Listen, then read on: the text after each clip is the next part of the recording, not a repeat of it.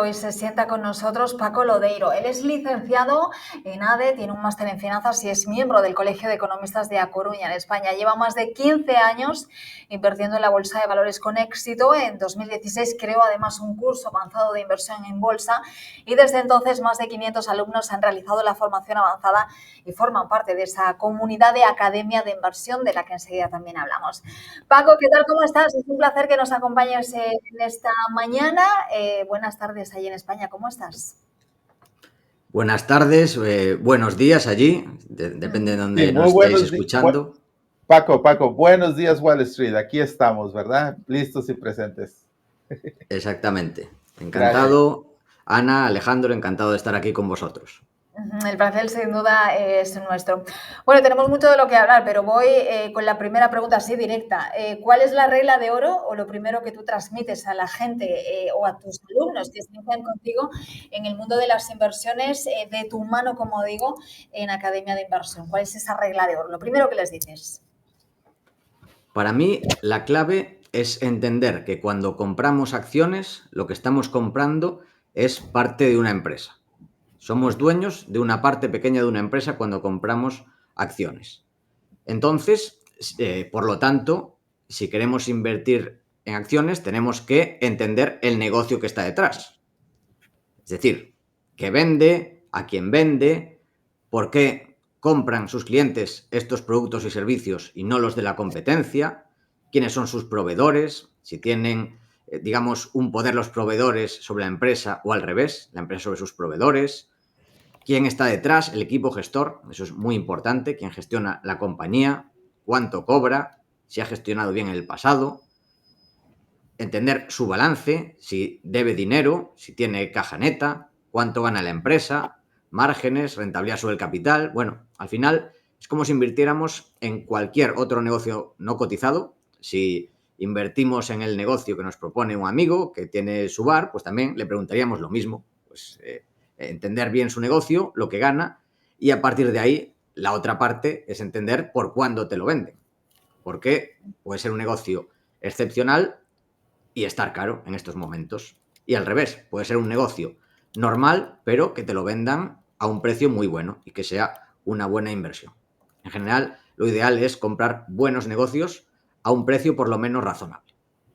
Sí, interesante, es correcto. Y como tú lo estás mencionando, Paco, hay que investigar quién es la compañía, cómo se mueve la compañía, qué hace, por qué, dónde y todos esos aspectos realmente, porque los hace únicos. Ahora, ¿cuáles son algunos de los errores que tú detectas en aquellos pequeños o nuevos inversionistas que se están adentrando y que quieren tener un portafolio amplio para ellos? ¿Cuáles son esos errores que cometen por ser novatos? Para mí, uno de los primeros errores, un error de base, es la falta de formación, que no están preparados para invertir, para analizar un negocio, porque todo lo que acabamos de comentar pues, requiere su proceso de análisis financiero y de valoración. Y lo normal es que, bueno, a mí me pasó cuando empecé en la bolsa, es que te fijes que hay determinadas empresas, determinados sectores que están subiendo mucho a corto plazo y quieres subirte a la hora. Pues el problema que en muchos casos, por culpa de eso, compramos caro y sin entender bien lo que compramos.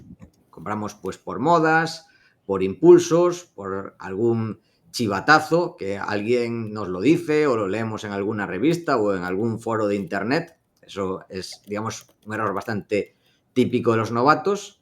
Y otro error también puede ser la falta de paciencia, que nosotros podemos comprar algo que tiene sentido, compramos un buen negocio, lo compramos a buen precio, pero requiere tiempo que ese negocio siga ganando dinero o que el mercado se calme y lo valore a un precio adecuado. Y esto puede tardar meses o años. Y al principio también esta falta de paciencia es un error bastante común entre los que están empezando. Oye, Paco, te he escuchado decir en alguna entrevista en la que charlabas acerca también del mundo de las inversiones, que el dinero se pierde cuando se pierde la convicción. Esto me llamó mucho la atención. Explícanos esto, ¿a qué te refieres? Pues también entre los pequeños inversores es común copiar posiciones de otros inversores más grandes. Por ejemplo, vemos que Warren Buffett compra acciones de Apple y lo que hacemos es comprarlas. ¿Qué sucede? Que compramos, copiamos la idea, pero lo que no podemos copiar es la convicción. El problema aquí viene cuando empiezan a caer los precios. Nosotros compramos a un precio y caen. Y además lo que suele pasar es que no caigan de golpe. Igual compramos una posición de 10.000 euros o 10.000 dólares y vemos como cae a 9.000, cae a 8.500, luego rebota un poco, luego sigue cayendo. Y la verdad es que cuando empieza a caer, si tú no has hecho los deberes, es cuando se pone a prueba tu convicción, porque no lo has hecho tú, no sabes lo que has comprado, sabes que se lo has copiado a otra persona, pero igual esa persona está vendiendo, esa persona ha llegado a la conclusión de que en realidad estaba caro o ha cometido un error y está vendiendo, y tú no lo sabes. Entonces, si no hemos hecho los deberes, se pone a prueba esta convicción y es cuando llegan los mayores errores. Que si tienes esta convicción, quizá si está cayendo el precio, es el momento de ampliar más, no de vender. Entonces, para mí esto es un error bastante común en novatos, en gente no formada, que además de ser malo para nuestras finanzas, porque nos suele llevar a perder dinero, también sacrificamos nuestro bienestar, ya que no podemos dormir bien pensando qué está pasando con nuestro dinero y no entiendes bien lo que sucede y lo pasas mal. O sea, es malo para nuestra salud y para nuestras finanzas. Wow. Sí, interesante. Y eso es lo que tenemos que tener en cuenta, qué es lo que estamos viviendo, a quién seguimos, cómo lo seguimos, por qué lo seguimos. Pero cuando hablamos del mercado, propiamente lo que ha sucedido en este 2024, que realmente tenemos un mercado alcista, ¿crees que esto puede revertir en cualquier momento, de un momento a otro inesperado, o se puede prever qué es lo que va a suceder en el próximo año? Si estamos viendo un SP500 con una ganancia realmente impresionante de más del 25% en este 2024. ¿Qué es lo que podríamos esperar próximamente? Lo cierto es que, como decía Benjamin Graham, que fue el maestro de Warren Buffett, Mr. Market, que así es como definía el mercado, es como una persona maníaco-depresiva que a corto plazo depende mucho del sentimiento. Para mí, la clave es buscar buenos negocios que lo hagan bien a largo plazo y que ganen más en el futuro. ¿Qué veo yo a nivel corto plazo, digamos, de los fundamentos, de lo que hay detrás? Pues con la victoria de Trump veo partes que me gustan mucho: reducción de impuestos, recorte de gasto público, de regulaciones. Yo creo que eso va a ser positivo para las acciones. Por otro lado, veo también que los índices no están especialmente baratos por múltiplos. El PER y el PER ajustado al ciclo están muy cerca del percentil o del decil máximo, el que suelen cotizar. Por lo tanto, tenemos argumentos alcistas y argumentos más prudentes, pero yo aquí buscaría más acciones de menor tamaño que todavía cotizan a buen precio y se van a beneficiar de todas estas políticas. Esta sería, a día de hoy, sin sacar la bola de cristal, porque, como dije, a corto plazo depende mucho de la psicología de los mercados y es muy difícil de predecir, pero donde puede haber más oportunidades es en esas acciones que todavía están baratas y pueden beneficiarse de este boost económico con la victoria de Donald Trump. Al principio de la entrevista nos comentabas un poco los pasos que sigues para elegir las compañías que van a integrar tu portafolio, o por lo menos en qué hay que fijarse, ¿no? Te pregunto si en este momento tienes predilección por algún sector en concreto. Pues en general me gusta sectores donde haya alta rentabilidad sobre el capital invertido, que puedan tener ventajas competitivas, que más tengan capacidad de reinversión para seguir creciendo en el futuro y que también tenga un buen equipo gestor al mando, y también a un escenario para ello a 5 años, teniendo en cuenta la evolución de crecimiento, márgenes y el múltiplo. Y en general, sector, me suele gustar la tecnología creo que todavía puede seguir creciendo, los márgenes pueden ser sólidos y pueden seguir creciendo un poco más. El problema es el múltiplo, que es más exigente en estas grandes tecnológicas. Pero en general es un sector que me gusta bastante.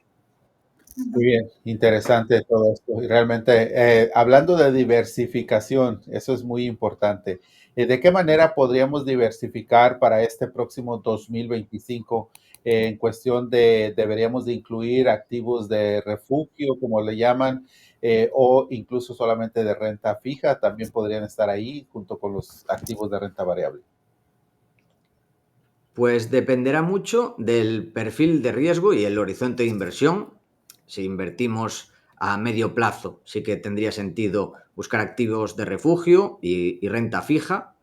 Y también depende del perfil de riesgo del inversor. Yo en mi caso estoy invertido totalmente en acciones porque digamos que lo que busco es la rentabilidad. Tengo un horizonte a largo plazo y yo creo que como refugio contra sobrevaloración del mercado, estoy buscando oportunidades en empresas pequeñas y con relación a los mercados, a día de hoy donde veo más oportunidades puede ser en Polonia, en Reino Unido, Japón, Hong Kong y Argentina. Y en renta fija, pues en Argentina puede haber también oportunidades. Bueno, curioso todo esto que mencionas, Paco. Te pregunto, ¿cómo manejamos la volatilidad en estos tiempos? Sobre todo si somos inversores principiantes y cómo se maneja también o cómo les explicas tú a tus estudiantes que tienen que tener un poco de cabeza fría, no de alguna manera anticiparse, no agobiarse, ¿no? Porque me imagino que además de la volatilidad existe esa parte psicológica, ¿no?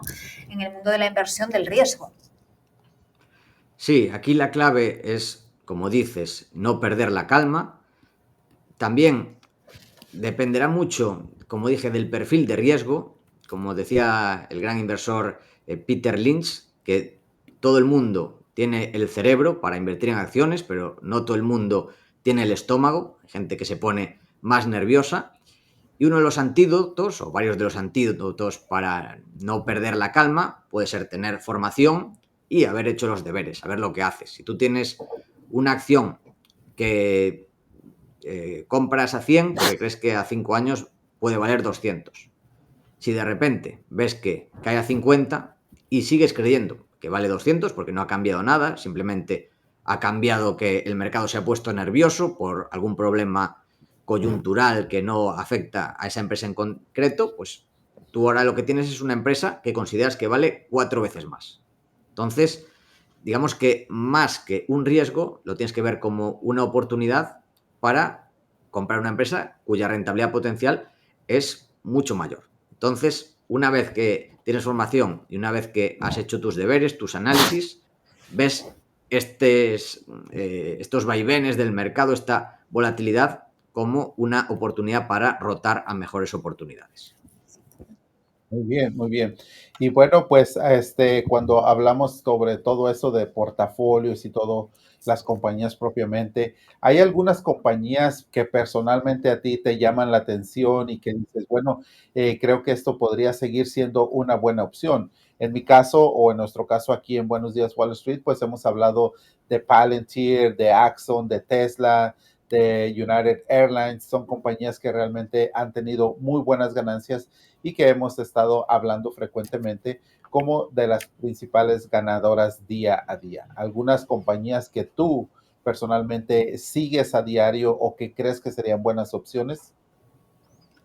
Sí, en el caso de Palantir, la verdad es que es lo que comento de una empresa prometedora, gran negocio, crecimiento, capacidad de reinversión. El problema en el caso de Palantir es la valoración.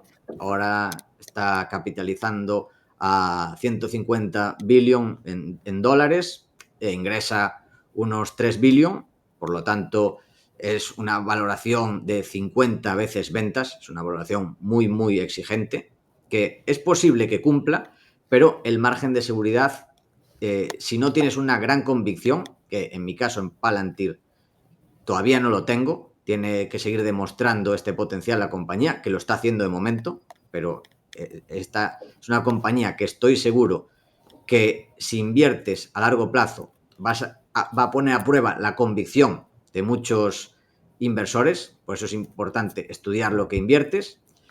Y yo, a día de hoy, me estoy centrando, como comentaba, en empresas de menor tamaño, en small caps de todo el mundo.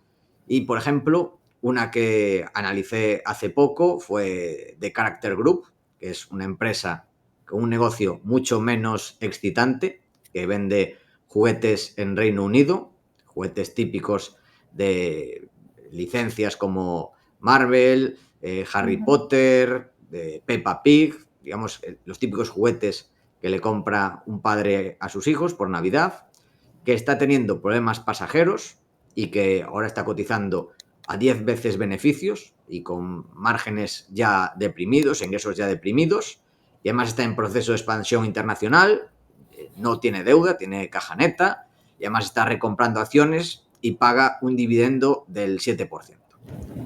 No voy a tener una rentabilidad que multiplique muchas veces, como en otras. No es una inversión excitante, pero yo la considero una inversión segura y con buen potencial a medio plazo. Bueno, pues ahí vamos anotando. Hablemos ahora de tu cartera o de tu portafolio. Te pregunto, las 7 magníficas, has mencionado antes también las small caps. ¿Por dónde crees que va a ir el mercado? Pues las 7 magníficas, el problema que tiene es el múltiplo al que cotizan. O sea, son negocios muy buenos, que han crecido mucho, pero también, digamos que el optimismo ya está reflejado en sus cotizaciones. Un ejemplo es Apple, que es una empresa que fue la principal posición de mi cartera durante mucho tiempo, que lo ha hecho muy bien, pero con relación a la valoración, yo cuando la tenía de principal posición cotizaba a menos de 10 veces flujo de caja libre.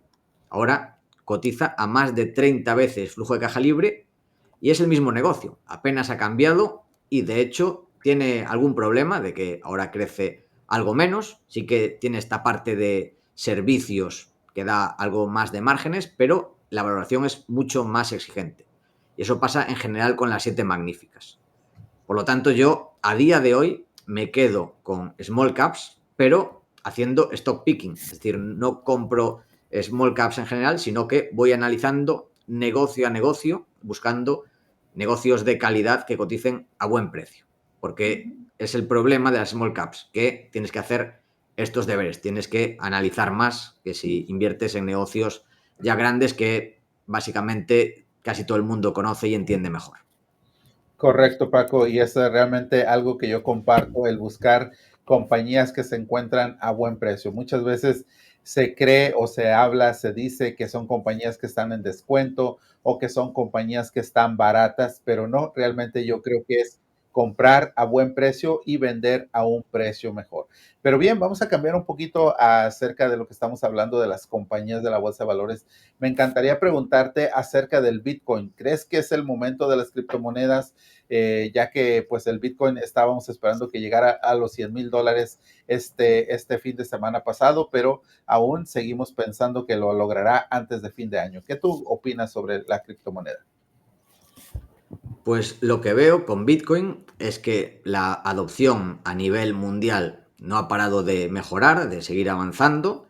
Veo que tiene catalizadores que pueden darse a corto o medio plazo, como pueden ser las compras de estados para tener reservas en Bitcoin, o incluso de grandes empresas también, empezar a atesorar Bitcoin. O sea que por esa parte lo veo algo muy positivo y no veo tampoco este ambiente de burbuja que se vieron en otros máximos, la verdad. Esto es más sensación particular. Pero también hay que tener en cuenta que es un activo muy volátil y también, una vez más, va a poner a prueba nuestra convicción. Aquí el peligro, que le pasa a muchos inversores en criptos, es que compran en máximos y cuando caen se ponen nerviosos, no tienen convicción y venden. O sea, la clave aquí, tengo Bitcoin desde hace varios años y cuando cayó en este ciclo bajista, lo que hice fue aprovechar para comprar más, no para vender. Entonces, si vas a comprar ahora y si crees que en caso de que cayese más de un 50%, puedes ponerte nervioso y vender, en ese caso lo mejor es que no compres. O que compres una parte pequeña para cuando cae. O sea, si tú tienes la convicción, que obviamente tienes que estudiar, tienes que entender bien cómo funciona Bitcoin, tienes que hacer tus deberes. Si una vez has hecho los deberes puedes aguantar, pues piensa que en el siguiente ciclo bajista tienes que estar dispuesto a poder comprar. Si no, mi consejo es que te mantengas fuera. Interesante tu punto. Vamos a seguir hablando de más temas. Esto de la inteligencia artificial, ¿cómo crees que va a cambiar o si está ya cambiando la manera hacia la que vamos a dirigir nuestras inversiones o las estamos ya dirigiendo? Pues a mí, personalmente, me está ayudando muchísimo en mis análisis. Yo estoy dedicando mucho tiempo a aprender sobre inteligencia artificial y enseñárselo a mis alumnos porque nos facilita ya a día de hoy mucho los procesos repetitivos, los que no aportan un valor extra, nos ahorran mucho tiempo y al final el coste es bajísimo. Así que eso a día de hoy, además que no para de mejorar semana a semana, mes a mes. Yo, o sea, es que no voy a decir creyente porque no hay nada que creer, o sea, ya es una realidad. La inteligencia artificial, todo lo que ahorra, una vez más, hay que poner tiempo para estar al día, para formarse, pero yo creo que es una de las mejores inversiones de tiempo casi para cualquier persona que haga trabajo repetitivo, trabajos relacionados con el conocimiento, delante de máquinas. Yo creo que a día de hoy es ya una realidad con un potencial extremo. Sí, pues realmente es importantísimo todo esto que estamos hablando con Paco, realmente impresionante. Agradecer su presencia aquí en Buenos Días Wall Street. Ahorita no sé si tienes alguna otra pregunta para Paco o que nos comparta también dónde podemos encontrarlo en las redes sociales para que podamos seguirlos. Bueno, pues Paco, todo tuyo, porque tienes Academia de Inversión y dónde te podemos seguir para todos aquellos que quieran seguir aprendiendo de la bolsa de valores y de las inversiones contigo. Pues en academiadeinversión.com, que ahí tengo un curso gratuito de unas 10 horas de introducción a la inversión, y también en el podcast Value Investing FM, que está en todos lados, en YouTube, Apple Podcasts, Spotify, etcétera. En todos lados, ahí me pueden encontrar. Perfecto. Tienes además ese podcast que es muy interesante escucharlo. Te seguimos en las redes sociales, en Twitter. Así que, Paco, solo te puedo decir que muchísimas gracias por este tiempo, que ha sido un placer charlar contigo. Por supuesto, estás más que invitado a repetir si has pasado un buen rato con nosotros. Y nada, que tengas una feliz tarde y nos vemos pronto. Muchísimas gracias, Ana, Alejandro, y ha sido un placer. Igualmente para nosotros, Paco, un saludo cordial. Saludos.